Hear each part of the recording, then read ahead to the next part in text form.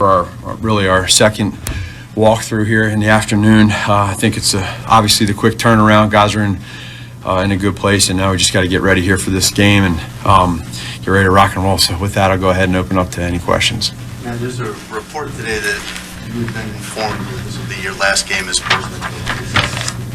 That is not accurate. I have not. I have great communication with ownership, with George and Ted and Ryan, but I have not had any discussions.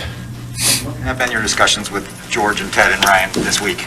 Just for this week, we have not talked this week, and that was scheduled. That's been we have a good schedule over the years where we have discussions. Like you guys always hear us talk about. We have constant communication. I always think it's good and healthy, and so we stayed on course. And with the bye week and then with the short turnaround with game prep, we have not. Do you have assurance that you'll coach the rest of the season? Say that again? Do you have assurance that you'll coach the Again, my focus right now is on these players and on Detroit. That's it. And I think that's my job as a head coach and a leader, is to do that. These players have been amazing. They've been great. And so you have this quick turnaround after a tough loss like that, and now here we go. It's the only thing that we can do is focus on the now and trying to do everything we can. So, Thursday's going to be here quickly, and we have one objective, that's to win the game. To the question, though, is it yes or no on? Again, it's not something I'm focused at. I respect that. I respect the question, but my focus is not on that, So. Talking about someone who has some pretty high journalistic credentials. I'll just tell you the process that I went through with this, and maybe it can help as you're trying to figure all this stuff out. The first thing that I'm doing is I'm talking to people who might know what's going on. And I will tell you that I have not been able to get to where Mark is at with his reporting. Cool.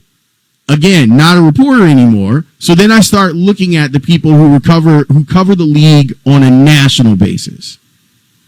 Because this front office has been really keen on allowing stuff to slip to them versus the people who cover their team every day, which is their prerogative.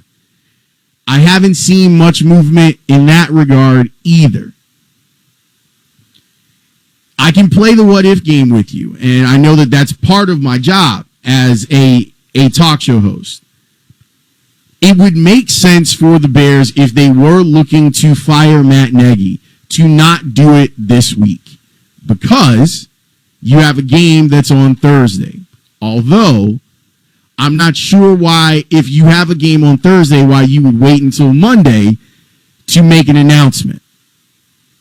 That if you had made the choice that Matt Nagy is coaching his last game, then you would fire him on Friday.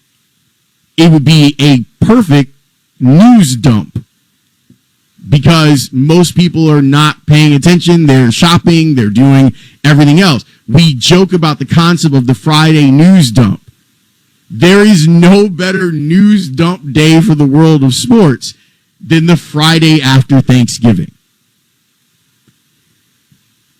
In the press conference, I thought that all of the Bears reporters did a really good job of trying to get to the root of it. And part of the problem that I talk about a lot with you is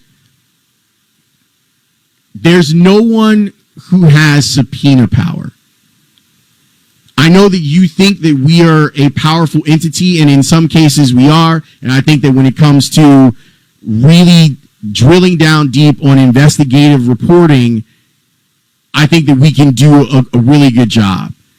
In press conference settings, it's dramatized a lot in movies that there's the moment where a question is crafted so well that the person who is being asked the question has no possible retort other than to give you the truth.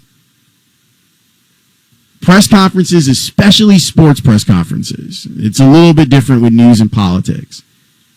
If you're looking for a Colonel Jessup moment, they're few and far between. Does it happen? Yes, but it's few and far between. So now the reporting will happen. People who are around the team, people who cover this team nationally, will reach out to everyone that they know and find out what's true and what's not. think that what happened to Matt Nagy and more so his son, I think that's really hard. And often when we talk about these people, we don't give them the luxury of treating them like human beings. And that's honestly, like, I'm okay with Bulls fans chanting "Fire Nagy." I'm not okay with targeting his son. And I'm glad that the Cary Grove principal did what he felt he needed to do in not just reprimanding the students publicly, in I hope having a dialogue with the students about what it is that was happening and understanding that there are lines that have been crossed.